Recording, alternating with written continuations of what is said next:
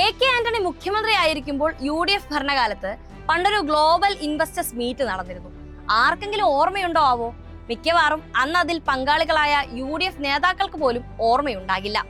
കാരണം മറ്റൊന്നുമല്ല, ഓർമ്മിക്കുവാൻ ഞാൻ നിനക്കെന്ത് നൽകണം എന്ന് മുരുകൻ കാട്ടാക്കട എഴുതിയതുപോലെ ഓർമ്മിക്കുവാൻ ഒന്നും ബാക്കി വെക്കാതെയായിരുന്നു ആ സംഗമം ചരിത്രത്തിലേക്ക് തള്ളിപ്പോയത്.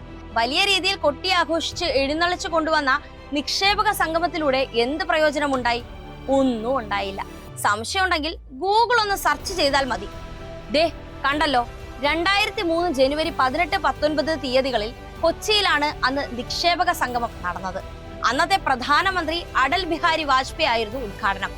ഇതിൽ ഏറ്റവും ശ്രദ്ധിക്കേണ്ടത് ഈ പോയിന്റ് ആണ്. നിക്ഷേപക വാഗ്ദാനം 26,000 കോടി. ശ്രദ്ധിക്കണം, 26,000 കോടിയുടെ നിക്ഷേപ വാഗ്ദാനം. അതെ, അത് വെറും വാഗ്ദാനം മാത്രമായിരുന്നു. 26,000 കോടി പോയിട്ട് വെറും 25 പൈസയുടെ നിക്ഷേപം പോലും വന്നില്ല. ഈ സംഗമത്തിന് പൂർണ്ണ പിന്തുണ LDF നൽകുകയും പ്രതിപക്ഷ നേതാവ് VS അച്യുതാനന്ദൻ അതിൽ പങ്കെടുക്കുകയും ചെയ്തു. ഇപ്പോൾ ഇത് വീണ്ടും ചർച്ചയാക്കിയത് പ്രതിപക്ഷ ഉപനേതാവ് PK കുഞ്ഞാലിക്കുട്ടിയാണ്. നിയമസഭയിൽ ഇന്ന് UDF ഭരണകാലത്തെ നിക്ഷേപക സംഗമത്തിന്റെ മേന്മ കുഞ്ഞാലിക്കുട്ടി വിവരിച്ചതോടെ ഇത് വീണ്ടും ചർച്ചയായി. ജിമ്മിലും ഒക്കെ വന്ന പ്രപ്പോസൽസ് ആണ്. പിന്നെ മെഗാ പ്രോജക്റ്റ് ആയി കേരളത്തിൽ വന്ന മെട്രോ, അതുപോലെയുള്ള പല സംഗതികളും ഈ 10 കൊല്ലത്തിനുള്ള ഒരു മെഗാ പ്രോജക്റ്റ് നിങ്ങൾ കൊണ്ടുവന്ന് ഒന്നിച്ച് നിങ്ങളായിട്ട്. കുഞ്ഞാലിക്കുട്ടി ഇത് പറഞ്ഞത് സത്യത്തിൽ ഭരണപക്ഷത്തിന് വലിയ രീതിയിലാണ് ഗുണം ചെയ്തത്. കിട്ടിയ അവസരം മുതലാക്കിയ മന്ത്രി P രാജീവ് കുഞ്ഞാലിക്കുട്ടിയെ പൊളിച്ചടുക്കി. വെറുതെ ഇരുന്നിട്ട് അങ്ങ് ചരിത്രം നോക്കിക്കഴിഞ്ഞാൽ മെട്രോയുടെ തുടക്കം എവിടെ നിന്ന് അറിയാൻ കഴിയും? നായനാരുടെ കാലഘട്ടത്തിൽ ആരംഭിച്ച തുടക്കം എവിടെ? അതിനുശേഷം മെട്രോയ്ക്ക് വേണ്ടി ഈ മെട്രോയെ അങ്ങ് ഉൾപ്പെടെയുള്ള ആളുകൾ സിംഗപ്പൂരിൽ പോയിട്ട് സിംഗപ്പൂര് കമ്പനിക്ക് വിൽക്കാൻ വേണ്ടി ശ്രമിച്ചപ്പോ അതിനെതിരെ കേരളം നടത്തിയ വലിയ സമരത്തിന്റെ ഭാഗമായിക്കൊണ്ടാണ് DMRCക്ക് അത് കിട്ടിയതെന്ന് അതിന്റെ നേതൃത്വം തന്നെ സാക്ഷ്യപ്പെടുത്തിയിട്ടുണ്ടല്ലോ.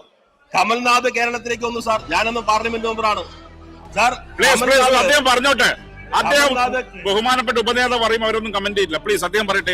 യഥാർത്ഥത്തിൽ ബഹുമാനായ ഉപനേതാവ് ചോദ്യങ്ങളല്ലോ ചോദിച്ചത്. പക്ഷെ അദ്ദേഹം ഒരു പ്രസ്താവന നടത്തുമ്പോ ആ പ്രസ്താവന രേഖയിൽ വരികയും സമൂഹം കാണുകയും ചെയ്യുന്നു.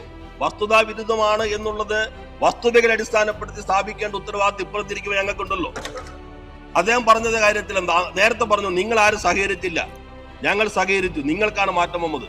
VS അതിനകത്ത് വന്നു. സാർ, നിങ്ങളുടെ മന്ത്രിസഭ സാർ അന്ന് ഇൻവെസ്റ്റ് സബ്മിറ്റ് നടത്തിയ മന്ത്രിസഭയ്ക്കകത്ത് ഐക്യമുണ്ടായില്ല. അന്നത്തെ റവന്യൂ മന്ത്രി, ഇന്നത്തെ UDF കൺവീനർ, അദ്ദേഹം പരസ്യമായി പറഞ്ഞു ഞങ്ങൾ ആരും അറിയാത്ത പദ്ധതികളാണ്, 1 ഇഞ്ച് ഭൂമി നൽകില്ല. ഞങ്ങളല്ല പറഞ്ഞത്, ഇന്നത്തെ UDF കൺവീനർ, അന്നത്തെ റവന്യൂ മന്ത്രി, അന്നത്തെ ഹരിത MLA-മാരുടെ പ്രസ്താവന നോക്കിക്കോ. ഇന്ന് നിങ്ങളോടൊപ്പം ഉണ്ടല്ലോ. അപ്പോ നിങ്ങൾക്കൊരു യോജിപ്പുണ്ടായിരുന്നില്ല. നിങ്ങളുടെ മുന്നണി എന്ന് കേരളത്തിൽ ഭരിച്ചാലും നിങ്ങളുടെ തമ്മിലടി മാത്രമാണ് കേരളത്തിന്റെ വികസനങ്ങളെ മുടക്കിയിട്ടുള്ളത്. ഇനി LDF കാലത്തേക്ക് വരാം. സംസ്ഥാന വ്യവസായ വകുപ്പ് കഴിഞ്ഞ ഫെബ്രുവരിയിൽ സംഘടിപ്പിച്ച ഇൻവെസ്റ്റേഴ്സ് കേരള ഗ്ലോബൽ സബ്മിറ്റിൽ താൽപര്യപത്രം ഒപ്പുവെച്ച നിക്ഷേപക പദ്ധതികളായ 100 കണക്കിന് പദ്ധതികൾ ഇതിനോടകം നിർമ്മാണം തുടങ്ങിക്കഴിഞ്ഞു.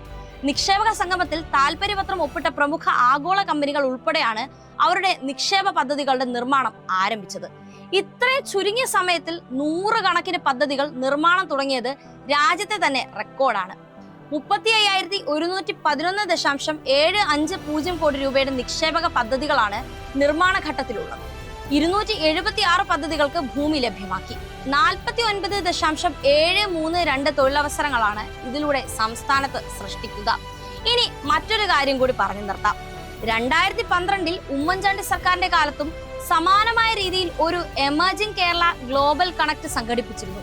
ഇതേ കുഞ്ഞാലിക്കുട്ടി വ്യവസായ മന്ത്രി ആയിരുന്നപ്പോൾ.